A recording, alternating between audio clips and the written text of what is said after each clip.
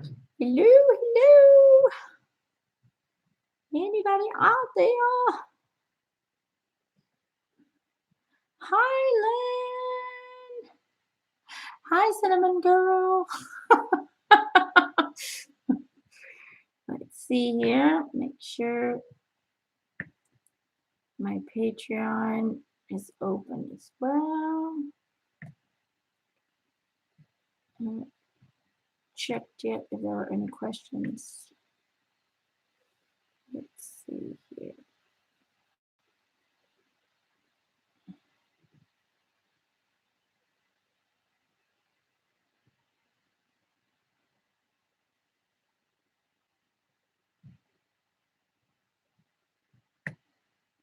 Okay. Let's take a look at that.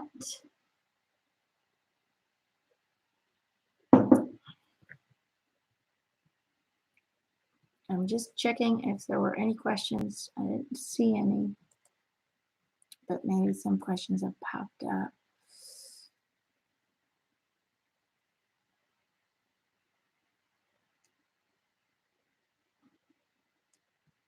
Okay.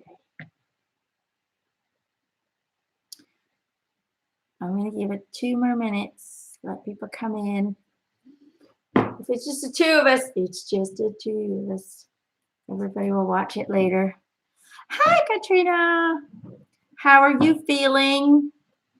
I'm a little worried about you. My heart was skipping a beat when I saw your announcement. Your team was going, oh no. I hope you're doing all right. Good. Good, good, good. I just want you to be safe. Okay. Okay, good. Keep up the positive energy. Okay.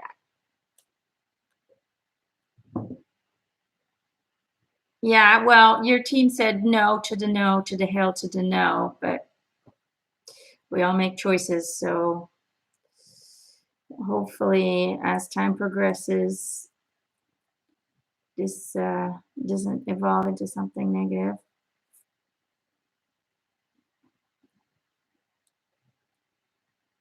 I always trust my guide and my team. So, okay. All right, guys.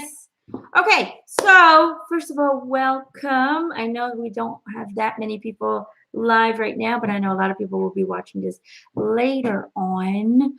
So, welcome to this Q&A. Today we are going to talk about angels and guides. I am going to try and answer as many questions as I can. First, I want to share with you how my spiritual team explains the differences, how they explain their essence. And again, this is how my team, how I'm receiving it.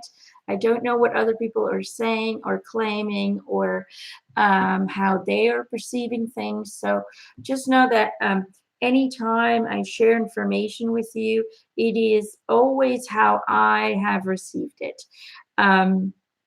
So today we're talking about angels and guides. So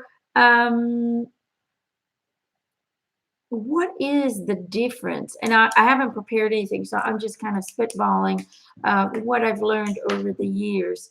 What is the difference? Really, the essence of both are the same.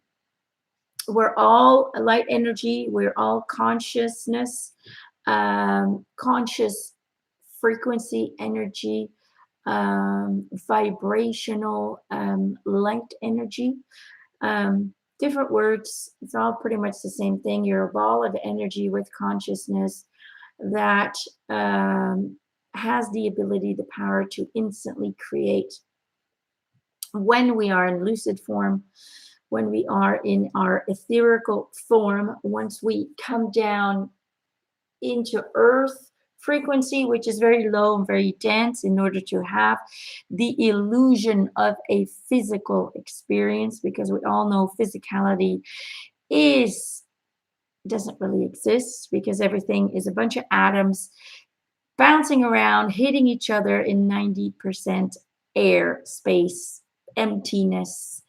So there really is nothing solid about our bodies, our computers, our phones, our tables. Nothing is solid. We just perceive it as solid because we are experiencing it at a frequency that doesn't allow us to look through or look beyond a certain vibration. So, the difference between angels and guides. Angels are light beings who are vibrating at a very high frequency. In other words, they are very close to God's source frequency. And because they are very close to God's source frequency, they have a lot more powers than guides do. Angels have the ability to intervene or change reality. They have the ability to manipulate how, for example, we on Earth experience things. They have the ability to intervene and change the reality. For example, let's say you're about to have an accident, and I've experienced this personally. You're about to have an accident. If that accident will not contribute to the spiritual or the life lessons, it's not really lessons because you know everything as a spirit. If that accident would intervene with your life experiences and would not participate in the experience, the level of evolving, I don't know if I'm saying that right, Eric, stop playing with my nose, the level of evolution that you're trying to get through, if there's absolutely zero benefit for you to get that accident, okay, and instead it would actually hinder you from achieving certain things that you signed up to do, then angels will intervene. And they can literally bend time because time's not linear, so they can literally manipulate time. They can manipulate space in order to keep you safe. And that's why sometimes you have these really massive accidents. The cars are totaled, but the person, the driver, doesn't even have a scratch on them. Okay. In that moment, they protected that person from getting injured, because getting injured would not benefit that person in any way or form, or would not add to the lessons that they are trying to learn or the experiences they are trying to have.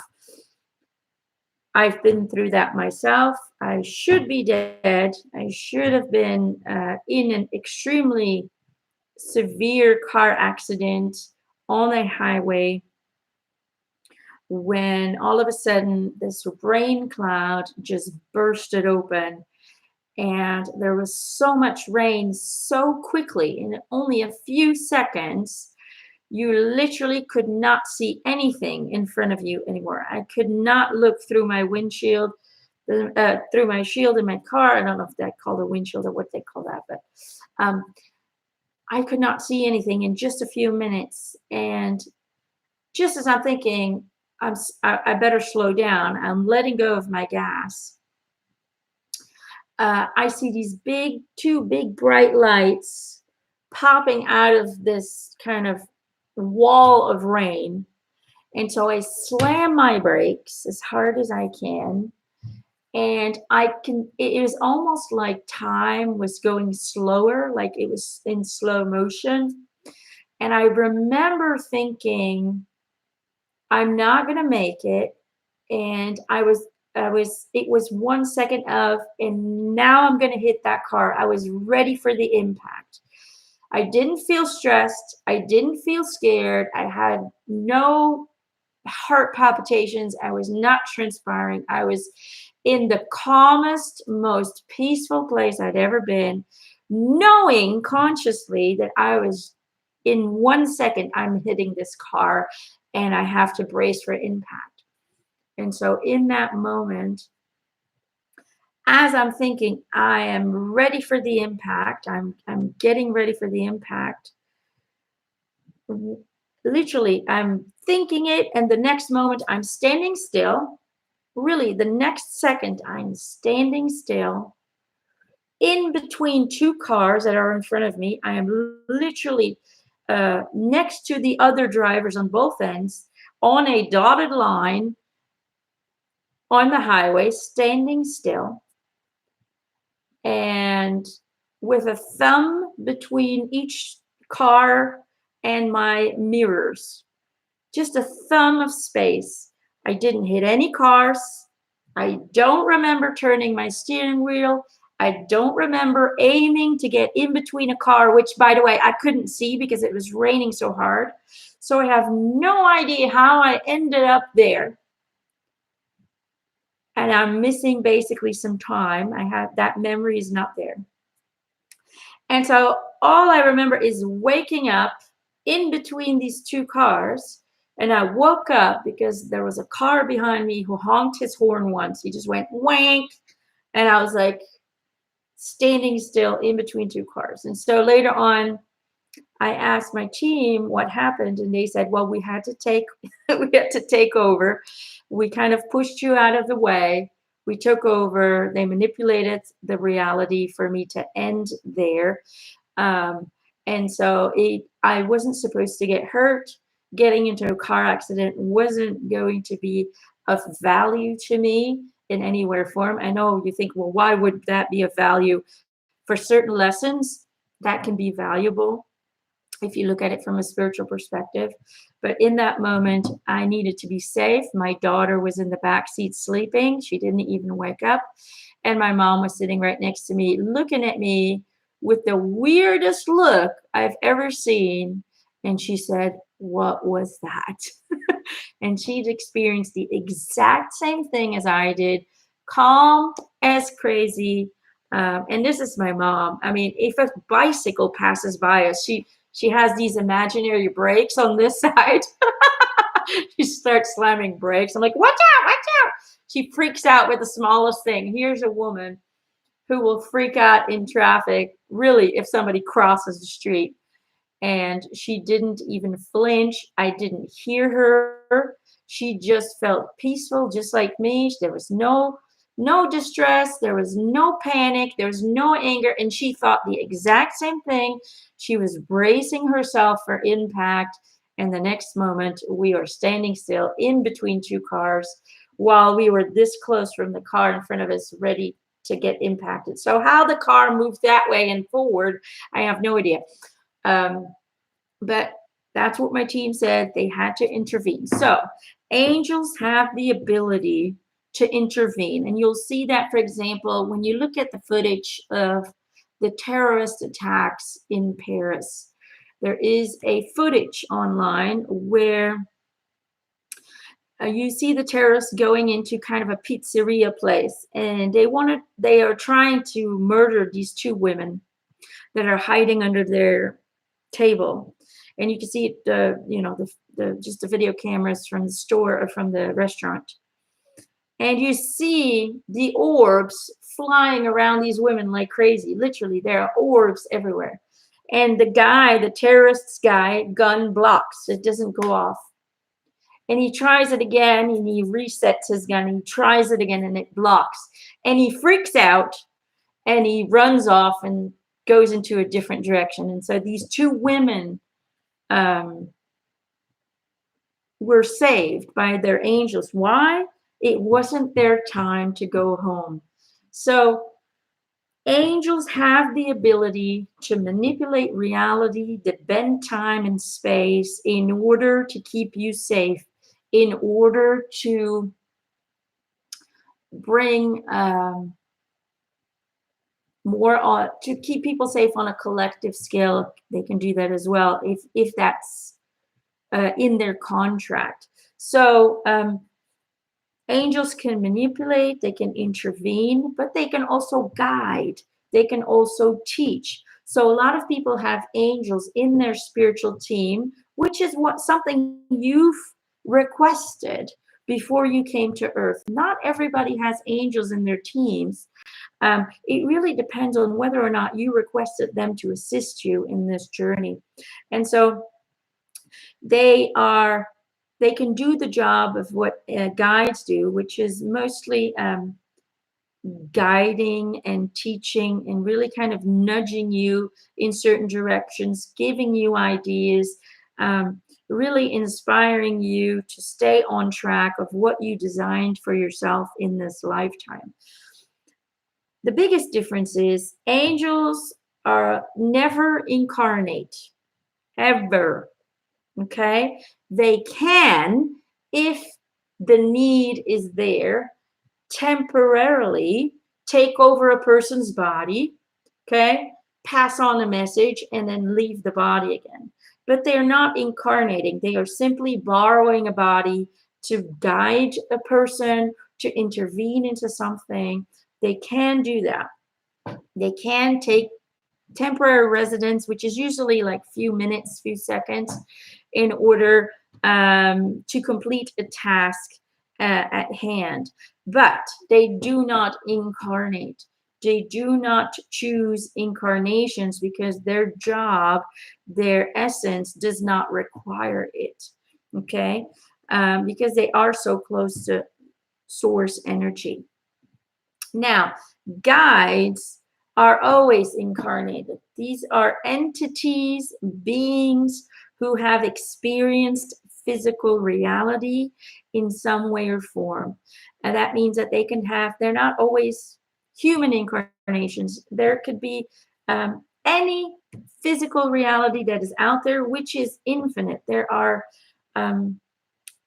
infinite amount of different planets, races, experiences, plant life, animal life, galactic beings, infinite amount of realities out there and planets, and it's just every day new realities are being created, so it doesn't end. And so these beings, these souls, are on a lower frequency than the angels. Okay. I hope I'm explaining this right because I didn't have time to prepare anything, but I'm just giving you what I've received. So there is, I just want to, because we're talking about different states of frequency. I just want to make it clear there's no hierarchy in heaven. It's just different states of beingness, different states of frequency. Okay.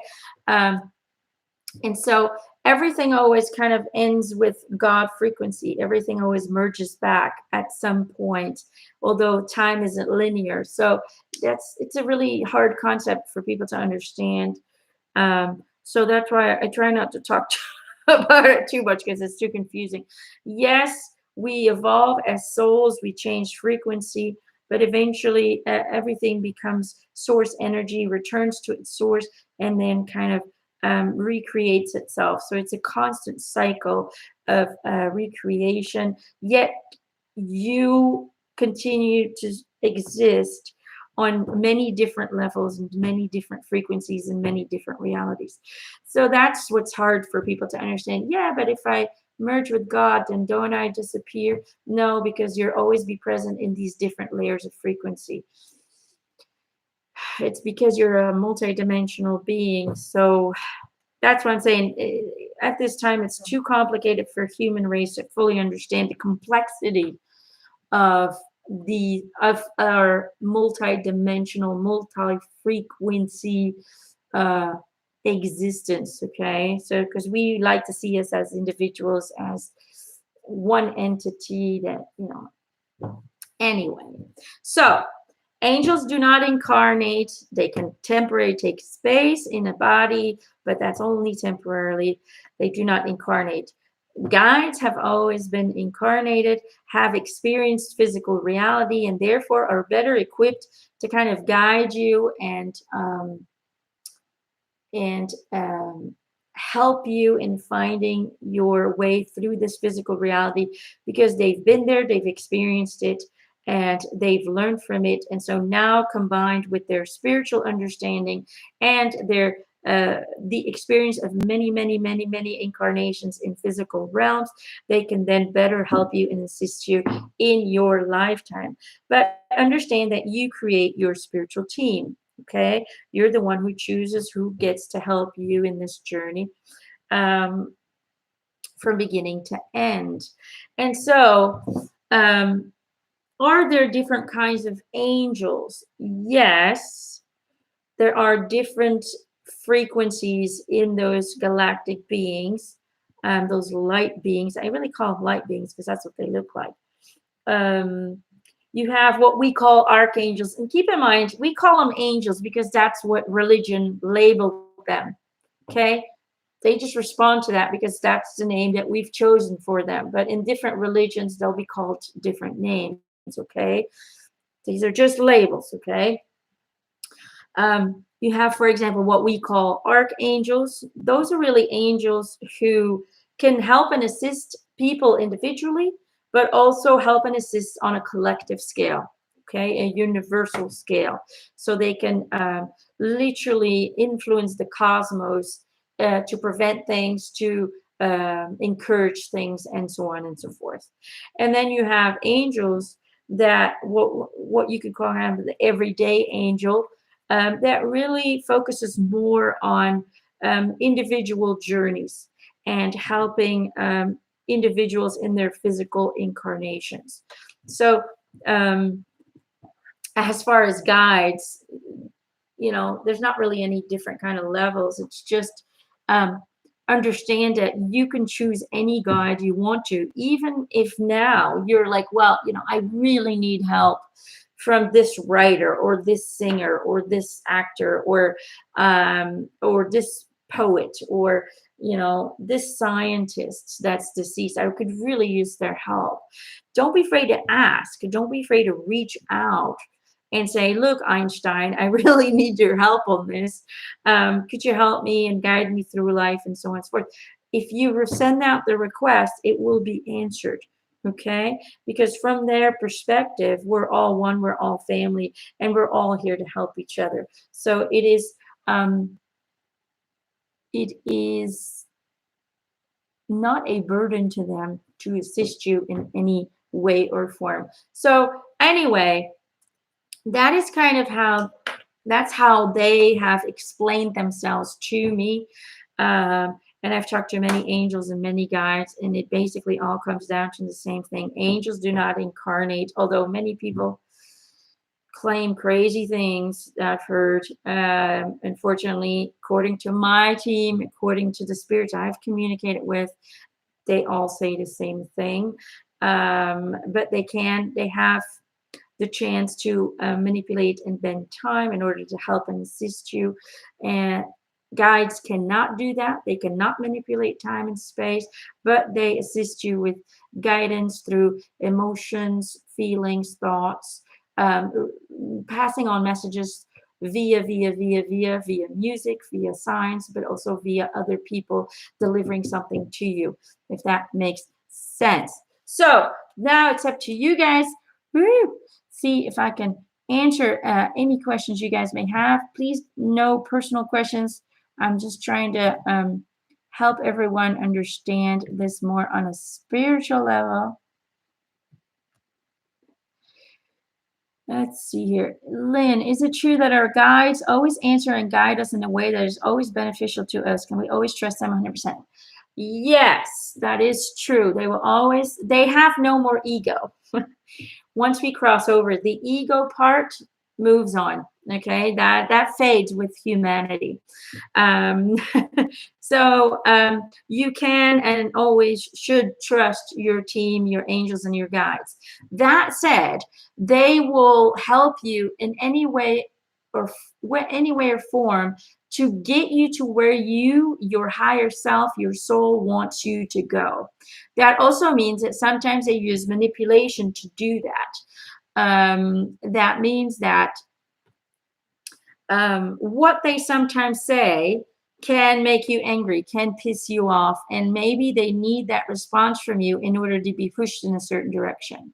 In other words, they don't always tell you truth, but they tell you what you need to hear in order for you to get to where you want to get. Okay, for example, when I first started channeling, which was a long time ago, I think about 20 years ago, um, I asked them, should I do this professionally? They told me no. They said I wasn't going to be good enough. And I was really upset about that. And so I told them, well, I'll show you that I'm not good enough. And I worked really hard to get the connection better and clearer and more open. And I worked on myself and all the other stuff and my personal life. And by the time I was 20, let's see here, about 25, I think, 24, 25. Um, I started doing it professionally. And after a while, I told them, well, you guys told me I couldn't do this. And they said, yeah. And you responded exactly the way we expected you to respond. You would have gotten angry. You would have showed us off and showed us that we were wrong and you were right. And that's exactly how you always respond. We know exactly what buttons to push in order to get you exactly where you need to go.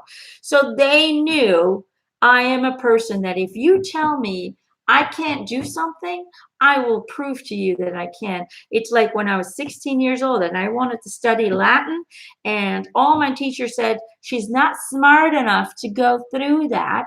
Well, I proved them wrong. And I had more drive than anyone else to pass. And I did. I did 6 years of Latin until I graduated in 99. So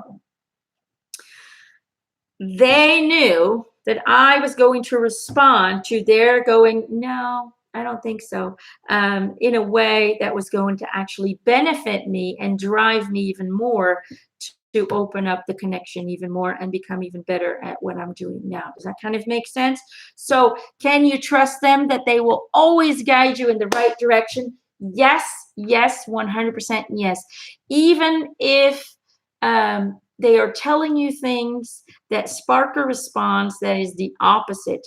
Maybe that is exactly how they want you to respond in order for you to get to where you need to go. Does that kind of make sense? I hope that makes sense. But always, always trust them because it's always based on love. Make sure they're your guides, though, that you're talking to. Sometimes lower energies that are stuck on earth can pretend to be your guides as well, although that happens very, very rarely. Okay.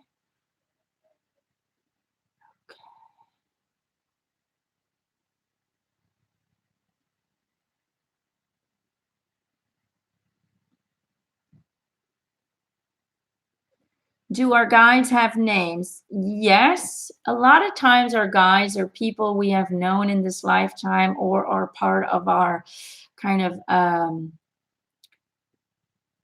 our family tree line. A lot of them are also part of past lives that we've had together.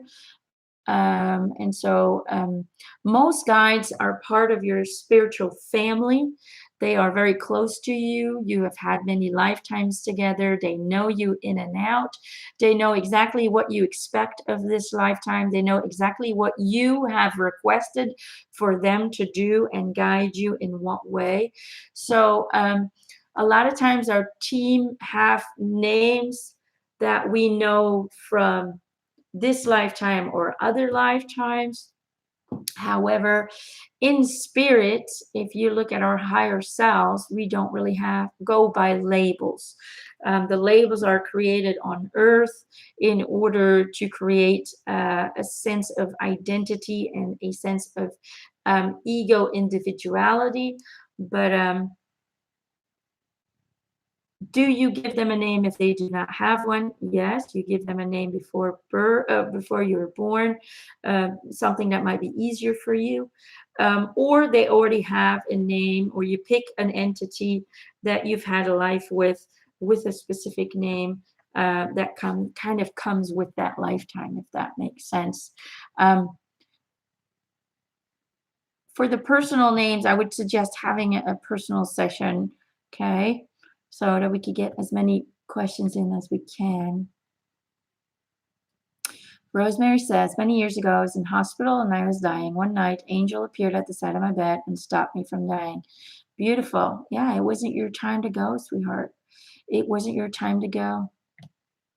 And you know how I see everybody sees angels the way that their belief system supports it. I don't really have a belief system. I was raised with zero religion, zero understanding of Bibles and any of that stuff. It just wasn't something we talked about in at home. You know, if something weird would appear, my mom would say, "Oh, it's about the angels," or something like that. But we didn't really discuss spirituality. It just was never part of our reality because my mom and dad were always kind of in a fighting situation. They had a kind of difficult relationship because of everybody else making our lives hell. So the main focus every day for me was surviving my daily life. Mom and dad fighting, me going through the trauma with my grandfather raping me trying to take care of everyone, trying to survive school, although I didn't like school very much, and so on and so forth. So my entire life, I grew up just kind of in survival mode.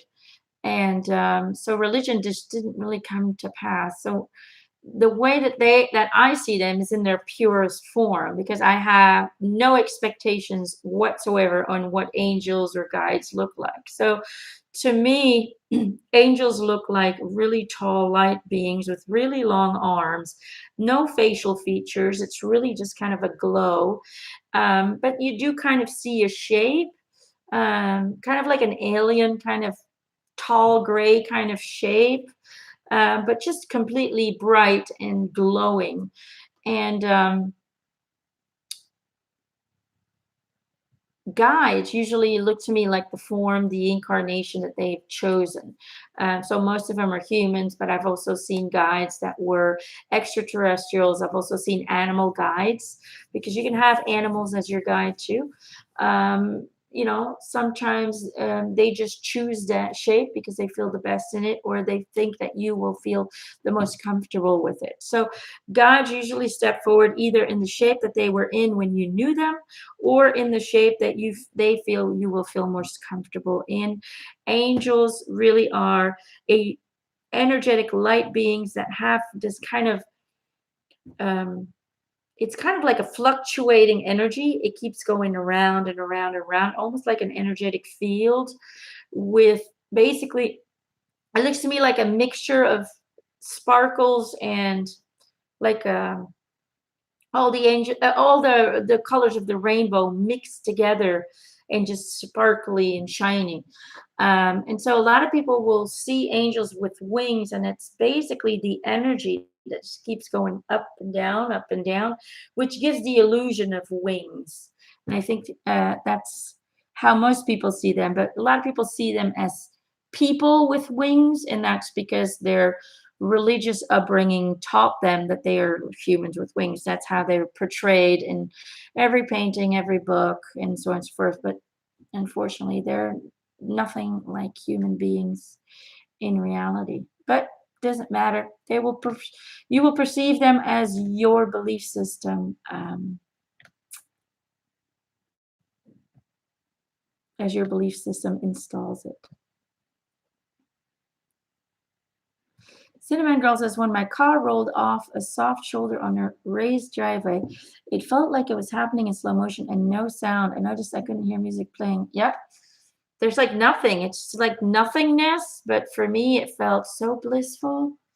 I'd never been so relaxed in my life. I've asked them to kind of give me that feeling again from time to time, but I haven't received it. Katrina says she's died during open heart surgery at age 4, and my great grandma I never met. She died before I was born. She sent me back to my mom. Not my time. Oh yeah, isn't your time?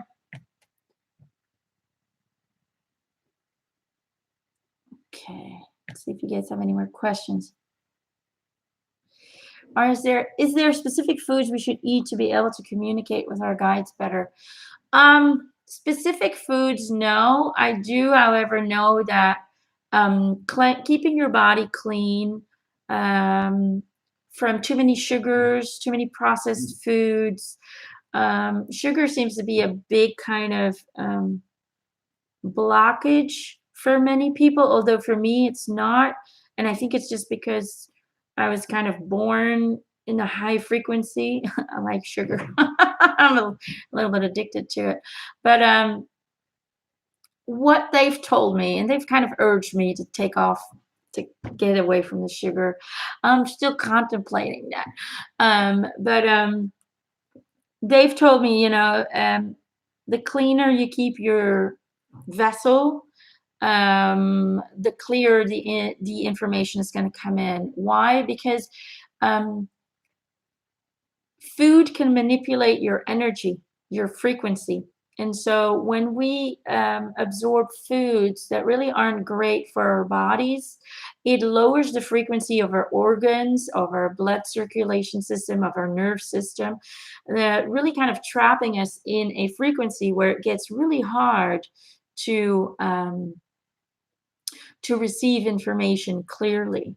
And so what they've told me is the more you cleanse your system, that means eating healthy foods, wholesome foods, growing your own foods that are not sprayed on with whatever.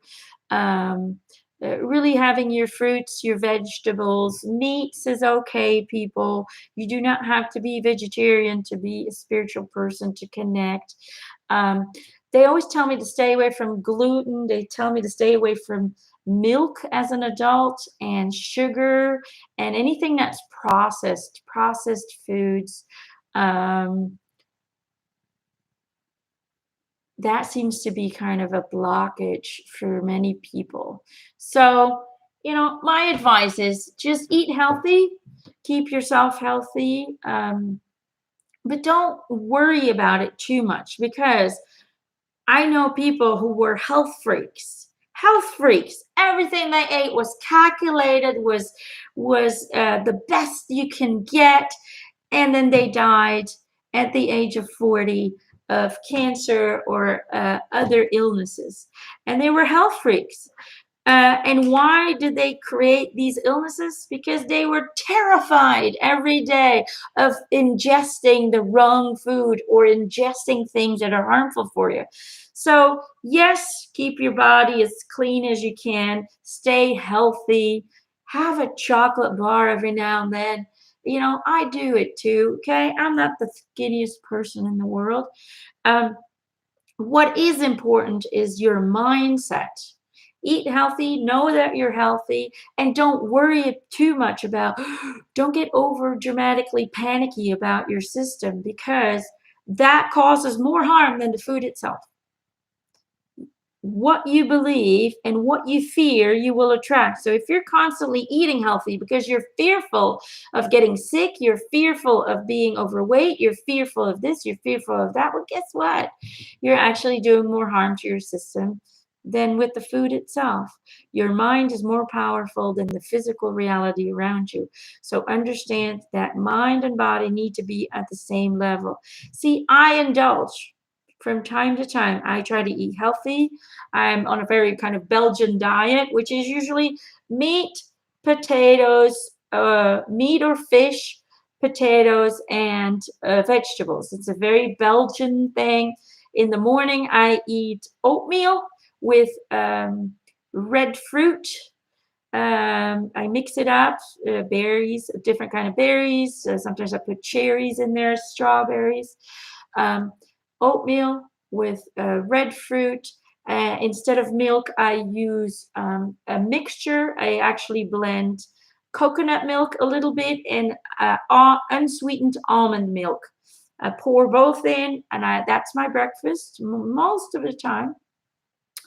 And then in the evening, I either eat a sandwich, a homemade sandwich that I put vegetables on, or I'll eat a baguette. We're in France. We have baguettes here. We eat a baguette where we put a slice of cheese, and then I put tomatoes on and some lettuce and a little bit of mayo because I like my mayo. I am Belgian. No ketchup for me, only mayo. Drives Gerald crazy. For him, it's only ketchup, no mayo. Um, so I try to eat as healthy as I can, but I have my snacks. I have a dessert from time to time. Every now and then I drink cola just because I don't know, I'm in the mood for some sugar. But I drink a lot of water. I drink a lot of tea. I do drink coffee every morning. I drink coffee. Can't help it. I like my coffee. See? But in my mind, I'm healthy. Your belief system will create your reality. So in my mind, I'm healthy. And guess what? I am healthy. I've I get myself tested usually once a year, except for now. There's no cholesterol, there's no diabetes, there's no nothing, And I am, like I said, I'm not a toothpick. I'm nicely round and plump, just the way my husband likes it. So um, it's not about going on extreme diets to connect to your team. It's about you feeling good in your body. It's about you eating as healthy as you can, not denying yourself any pleasures. You are here to have pleasures. It is the human existence, the human experience. You come down here because you missed that bar of chocolate. Um, but it's how you think about it. Your mindset, your energy is controlled by your mind. And that is more important than the food. Okay. I do have classes on Learn It Live about mediumship for beginners. So feel free to go check that out where I go into detail about how to get the best connection ever. Okay. Katrina's not a big ketchup fan. Yeah, Miracle Whip they don't have here, but I like mayonnaise and I like, what's that called? Pickles. Pickle sauce. It's like a yellow sauce. It's got like vegetables in it. I don't know. I'm a weird person. I try to keep the junk in moderation. Yeah, you just enough, not too many. I'm addicted to sugar. I know it's an addiction because when I stop eating sugar, I get headaches. One day I will completely detox, although I'm already looking much better than I did when I lived in Belgium. I'm an emotional eater, so when I feel bad or I don't feel good, I will start snacking. And it's like snacking. It's not like eating. It's really a chocolate bar here, a candy, a little piece of candy there. I'm a snacker. Okay.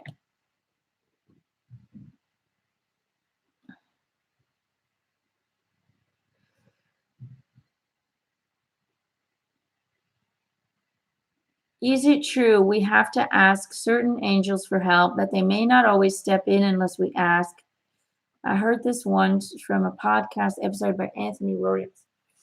It is true that there are angels that are not part of your spiritual team. And should you feel like you need their assistance, you can help. However, you always have guides, assistance from the other realm, even if you're not aware of your team. So know and understand that, um, let's say you don't have any angels, which is very rare. Most people do take angels in their spiritual team. But let's say you don't have any angels. Should your guides feel like you need assistance in that way, they will go and contact the angels in order to help you.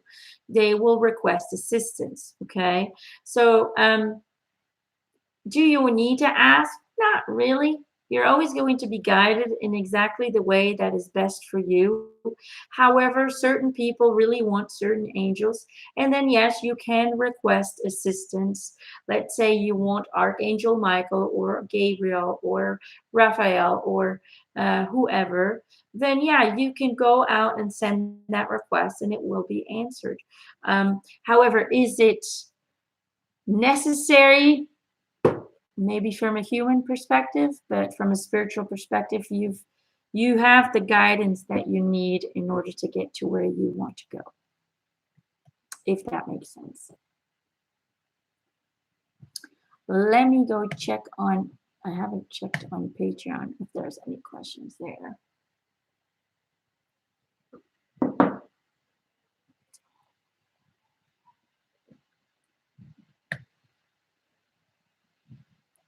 A lot, I've heard people asking me questions like, this person claims to be pregnant of an angel. I just try not to laugh because even they think it's funny. Angels don't make babies because they're here to help and assist the collective.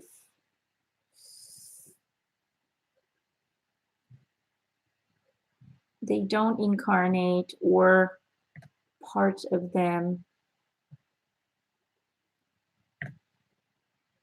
if that makes any sense. Okay, I don't see any new questions on there. Okay.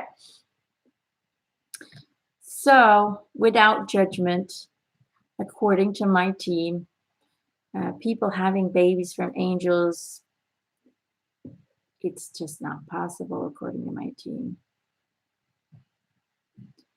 Because angels don't think on that human level, they think on God level. It's a different perspective.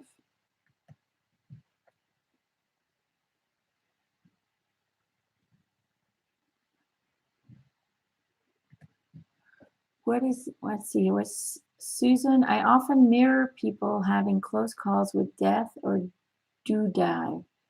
I hear their thoughts and have to determine if it is me having a heart attack or someone else. What is that phenomenon called? It's called, um, it's called being an intuitive. That's what it's called.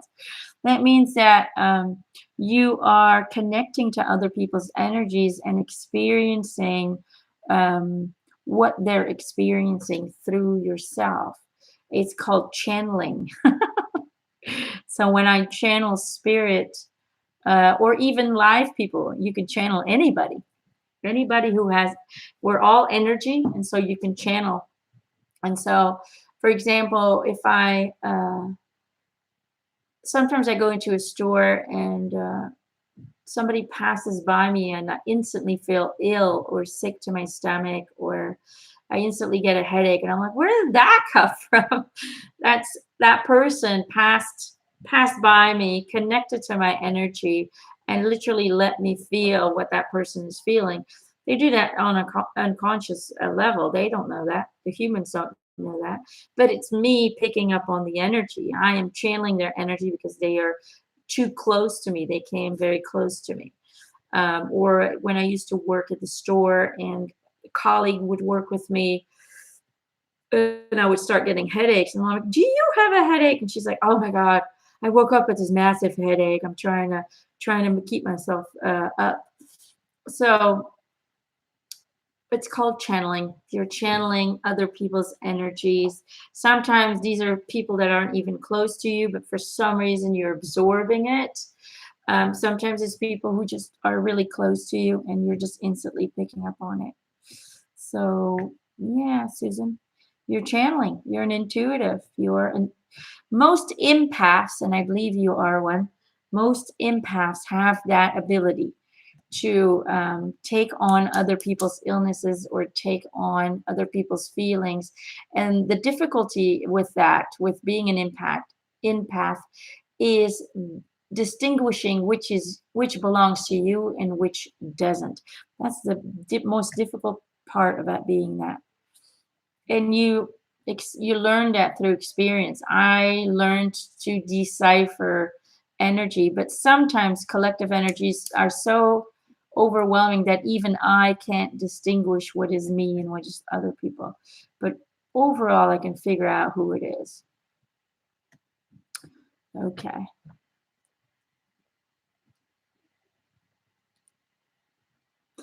If a friend has a health problem or any other issue, what's the best way to send them help? Do we ask specific angels?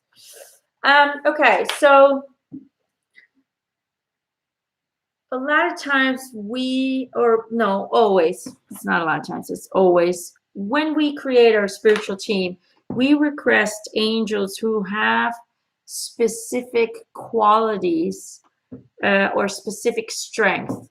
I don't want to call it qualities because they all have the ability to help in all the different ways and angles. But just like us, they have certain strengths that they're better, things they're better at than others, for example. Um, However, when it comes to requesting assistance, requesting help, I would just send out a collective request because when you specify the angels, you are literally claiming that you know exactly what their specific um, target is. And even I don't know that because I've seen angels come in for different reasons for people. So I think sending out a universal request that you are asking for angelic assistance in order to help or aid with an illness. That way, you will send it out, and the right angels will step forward to do the job if they're allowed to. If they're allowed to, understand that sometimes illness or death is part of a plan, is part of um, a requested experience. And so, will they still come? Yes, but will they be able to turn it around? Not if it goes against the desires of the higher self of that person. Not if it goes against the contract that that person has made for his or herself. For but they can help with the pain. They can assist in pain management. I hope that makes sense. It says here my internet is not stable. Hopefully you guys can still see me. I'm hoping. Let's see.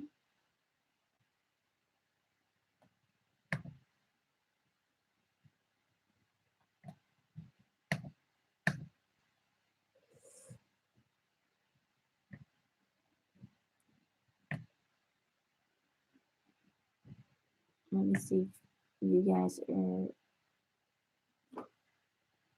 have any more questions on Patreon.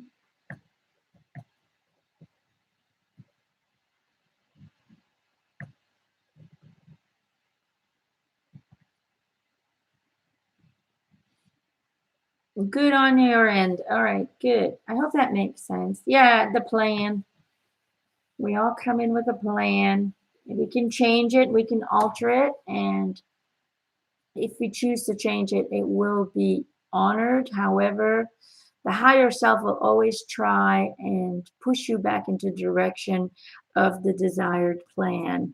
Um, so I always ask the collective for assistance. I never choose specific people unless it's, let's say if I wanted to become a singer, I would ask Freddie Mercury to come and help me, for example. But when it comes to healing, I always ask the collective angels in order to create healing for individuals because they can alter and cure people, alter the reality, change the energy. Something guides cannot. They cannot heal you, but they can entities who can. So just know that you're always supported. Katrina, what are the jobs for your team? I would have to connect to your team, so I would like to do that in a personal session one day, honey. Okay. Do you guys have any more other questions regarding angels or guides?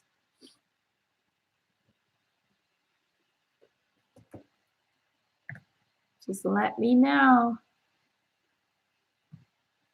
A lot of people have asked me, is there an angel called Lucifer? The answer is yes, because humans have created him.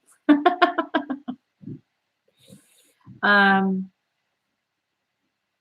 they talk about fallen angels. Now that is a religious thing. They don't exist.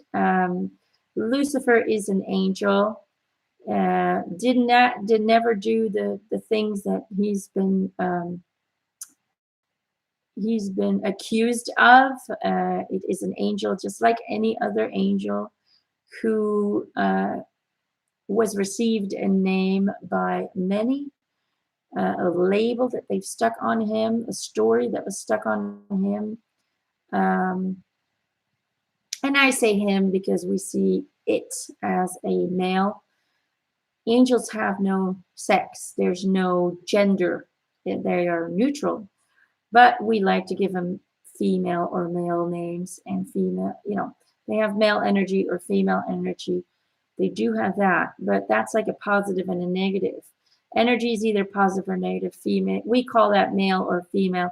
That doesn't mean that's their gender, but it's just labels and ideas that we stick on them in order to, for us humans, to make it easier on us in our human lives to identify with them. Does that make sense? Hi, Emma. The session is almost over, so you'll have to rewatch it. Do you have any questions for me, Emma? Um, so yeah, when we talk about female and male energy, I mean, that's has nothing to do with gender.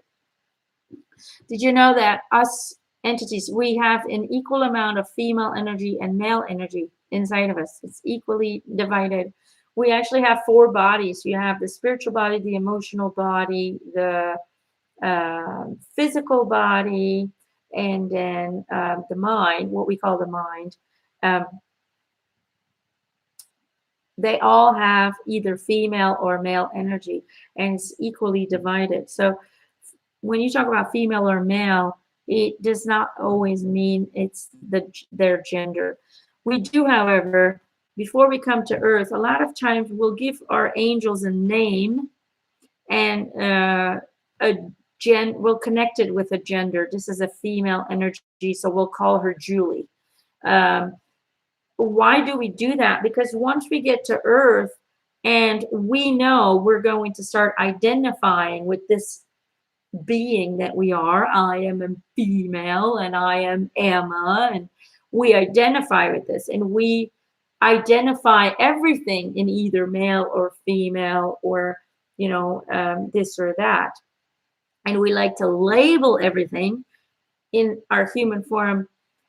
We like to give everything a name so we could feel closer connected to them. So before we are born, a lot of times we give them names, that the angels that are going to guide us, in order for us to better to connect with them on a more human level.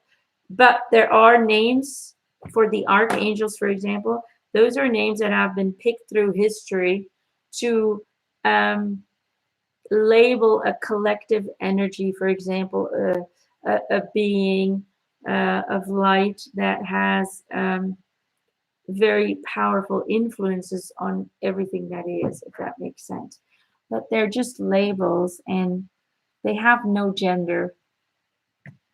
Angels have no gender. We do not have a gender either. Our purest form, our higher self, has no gender.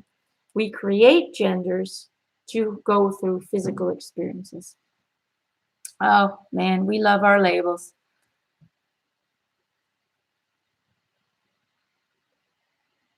Susan says, I've asked help from my grandma once and she immediately responded and helped me. Question, was it necessarily her or could it have been any other guide hanging around? No, if you specifically request your grandma, it's going to be your grandma.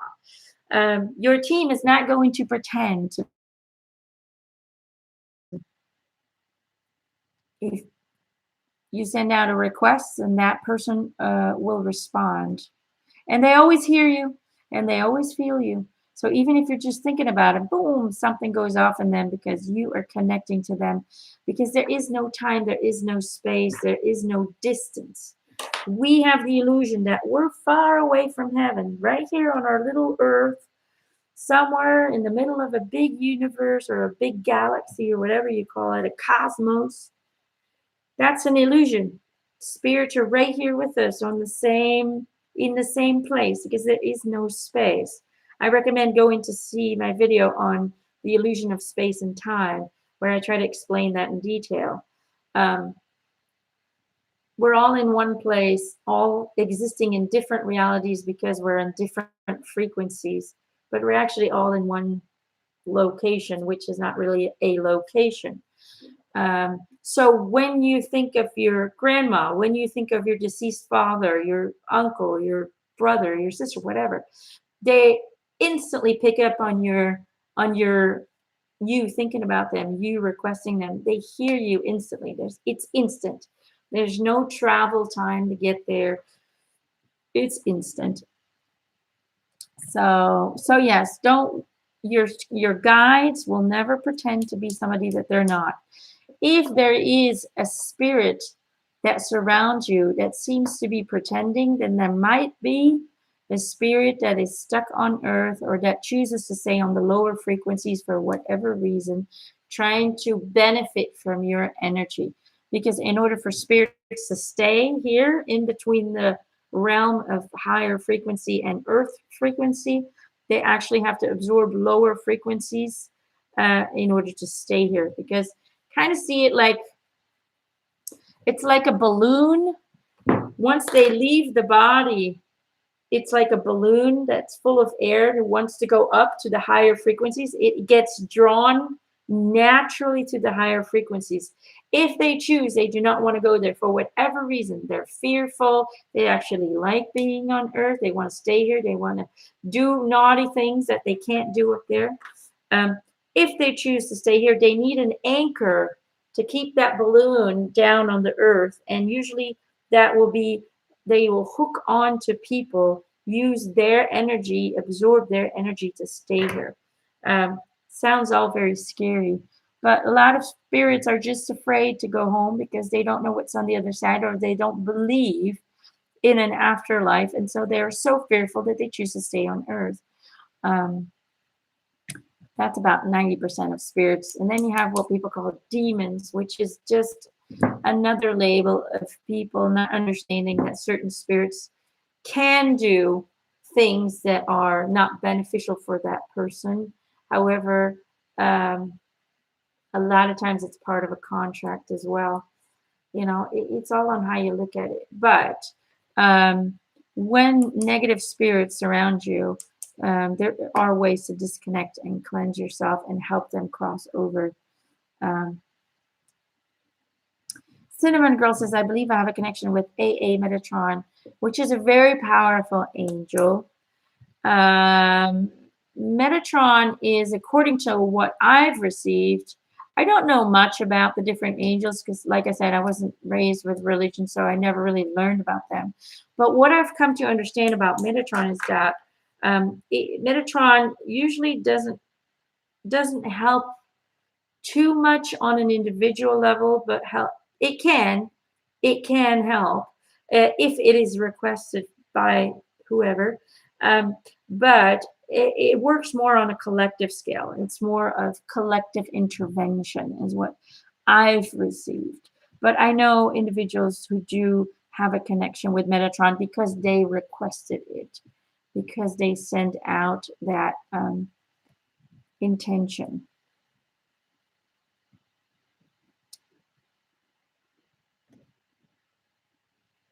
All right, guys.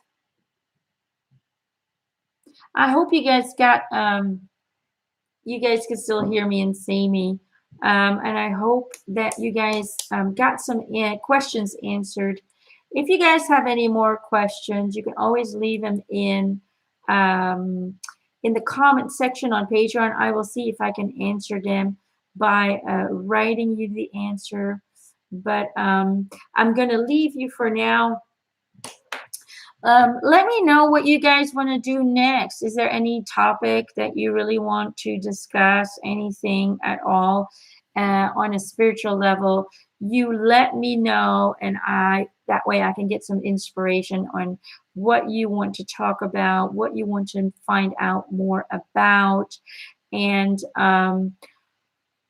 for you guys who just come now, know and understand that this is recorded so you can start watching again from the beginning. And like I said, this is what I receive. I'm not saying anybody else is wrong, but this is what I received, and I always trust my guidance, my insight. So let me know what you guys think. Let me know what your experiences are with your angels. Have you felt them? Have you experienced things? It's always fun to see the stories, and maybe you will inspire another person to share their story because they might have experienced something very similar to you. So that's about it for me today. I wish you guys a great rest of, or I don't know, my day's almost over, but a great weekend. And I will see you guys next week. I'll send you another post saying what days and what time. And then next week, I will also create another channel to post for you guys. I might put on a new post to collect new questions for spirits to answer, because I know a lot of people come and go, and so I want to make sure that I answer as many questions of you guys who are still here with me, and hopefully bring more enlightenment into your world and more wisdom that can help you get through this very human challenging time. All right, love you guys, and I will see you guys next time. Bye.